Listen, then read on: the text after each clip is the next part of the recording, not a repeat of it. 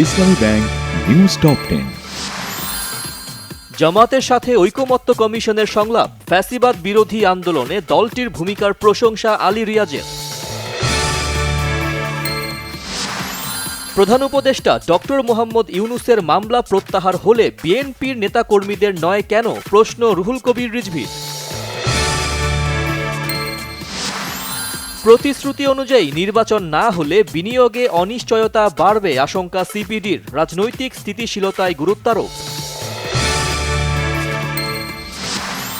জ্বালানি খাতে বিগত সরকারের রেখে যাওয়া $3.2 বিলিয়ন ঋণ কমে এখন $600 মিলিয়ন, জানিয়েছেন উপদেষ্টা ফাউজুল কবির খান।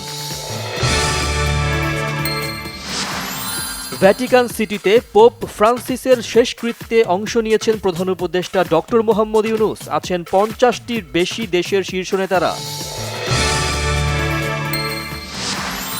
রাঙামাটির কাউখালীতে পিকআপ ভ্যান চাপায় সিএনজির 5 যাত্রী নিহত, মুন্সিগঞ্জ সড়কে ঝরল 3 প্রাণ।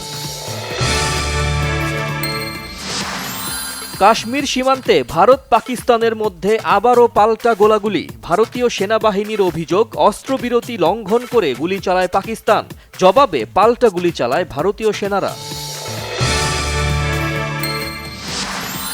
ভারত ও পাকিস্তানের মধ্যকার উত্তেজনা নিরসনে মধ্যস্থতার প্রস্তাব দিয়েছে ইরান, আর মার্কিন প্রেসিডেন্ট ডোনাল্ড ট্রাম্পের আশা দেশ দুটো নিজেরাই এ সমস্যার সমাধান করতে পারবে। প্রিমিয়ার লিগে মুখোমুখি হচ্ছে দুই চিরপ্রতিদ্বন্দ্বী ঢাকা আবাহনী ও মোহামেডান। কুমিল্লার শহীদ ধীরেন্দ্রনাথ দত্ত স্টেডিয়ামে বেলা 3:30টায় শুরু হবে ম্যাচটি। স্প্যানিশ কোপা ডেল রের ফাইনালে লড়বে বার্সেলোনা ও রিয়াল মাদ্রিদ। বার্সার 32তম শিরোপা নাকি রিয়ালের 21তম, নির্ধারিত হবে এ ম্যাচে।